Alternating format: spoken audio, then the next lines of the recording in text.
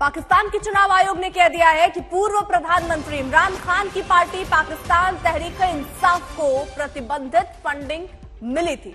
इमरान की पार्टी पर करीब $2 मिलियन की फंडिंग के आरोप लगे थे। पाकिस्तान के chief election commissioner Sikandar Sultan Raja ने कहा कि पीटीआई को 34 विदेशी चंदे मिले थे। चुनाव आयोग ने कहा कि पीटीआई चीफ इमरान खान ने चुनाव आयोग से प्रतिबंधित फंड मिलने की बात छिपाई और संविधान का उल्लंघन किया। चुनाव आयोग को 13 अज्ञात खाते मिले हैं, जिनमें अमेरिकी कारोबारियों से पैसे मिले हैं। चुनाव आयोग ने अब पीटीआई को कारण बताओ नोटिस भी जारी कर दिया है।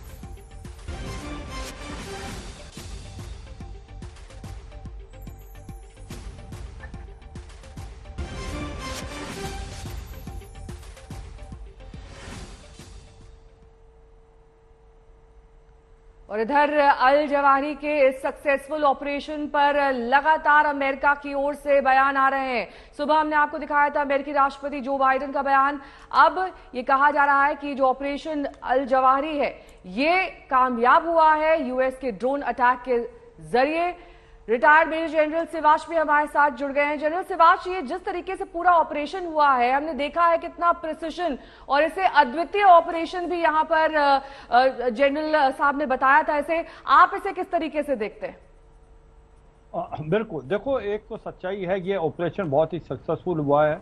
और जब से ओसामा बिन लादेन को 2011 में मारा गया था ओबाटाबाद में, तो अल जवाहिरी जो कि नंबर 2 था वो कमांडर बन गया। इसको टारगेट करने के लिए एक प्रकार से पूरी कोशिश हो रही थी, मगर इसका पता नहीं चल रहा था ये है कहाँ, क्योंकि पहले ये आप पाक एरिया में था। और उसके बाद जब से तालिबान अफगानिस्तान में आया है 15 अगस्त 2021 से, उसके बाद ये लगता है तालिबान ने इसको सेफ हाउस में शिफ्ट किया काबुल में। तो इसके बारे में जो खबर थी वो बहुत ज़्यादा नहीं थी।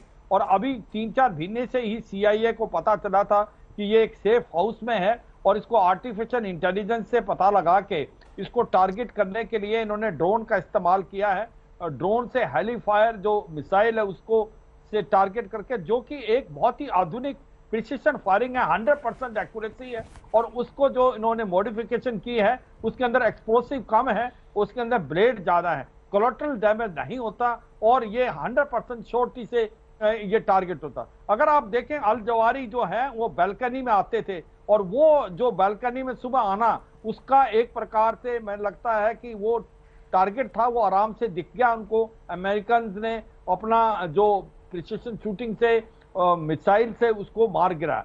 अब 2-3 बातें बहुत इंपॉर्टेंट है इस केस में। एक तो ये है कि कहीं ना कहीं अफगानिस्तान बोल रहा है कि दोहा एग्रीमेंट की एक प्रकार से बरखराब काम हुआ है। उससे पूछा जाए, आपने दोहा एग्रीमेंट में बोला था अल कायदा, इस्लामिक स्टेट या और इंटरनेशनल टेररिज्म को आप पनाह नहीं देंगे। आपने खुद पनाह दी हुई है, क्योंकि जो हकानी नेटवर्क है तालिबान का, उसी ने सेफ हाउस दिया हुआ था।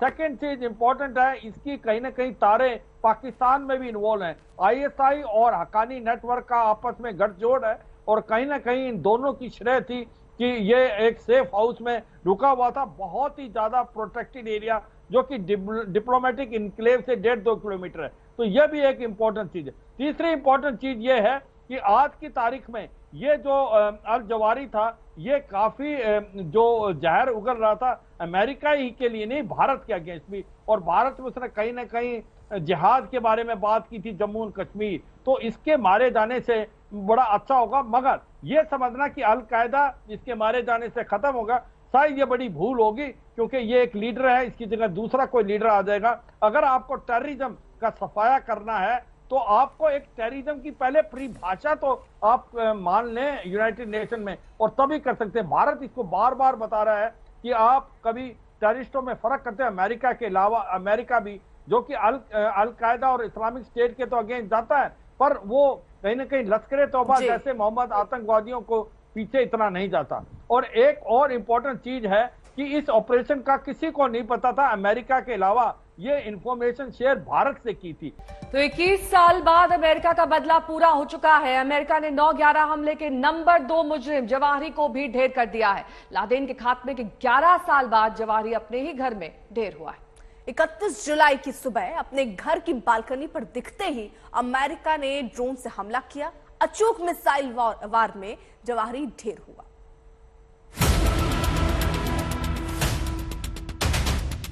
On Saturday, at my direction, the United States successfully concluded an airstrike in Kabul, Afghanistan, to kill the emir of Al-Qaeda.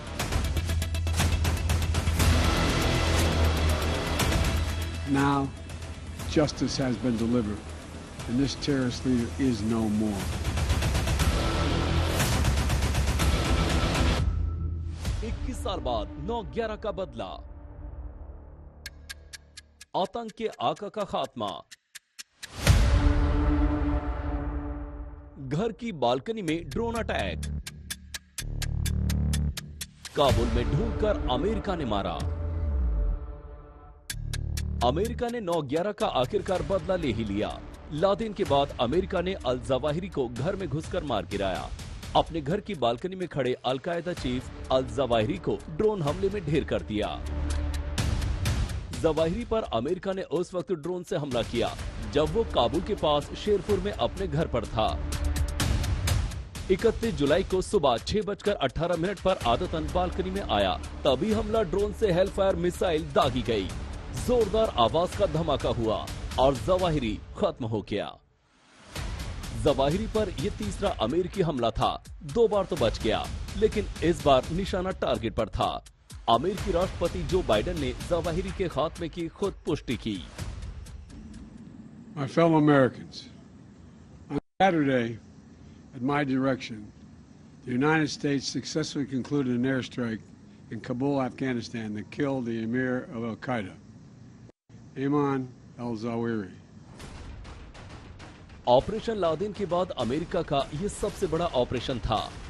2 मई 2011 को पाकिस्तान के एबटाबाद में अमेरिका ने कमांडो ऑपरेशन कर दुश्मन नंबर 1 ओसामा बिन लादेन को मार गिराया। और ठीक इसके 11 साल बाद अमेरिका ने लादेन के उत्तराधिकारी और 9/11 के गुनाहगार नंबर 2 अल जवाहिरी का अंत कर दिया। He made videos, including in recent weeks, calling for his followers to attack the United States and our allies. Now, justice has been delivered, and this terrorist leader is no more.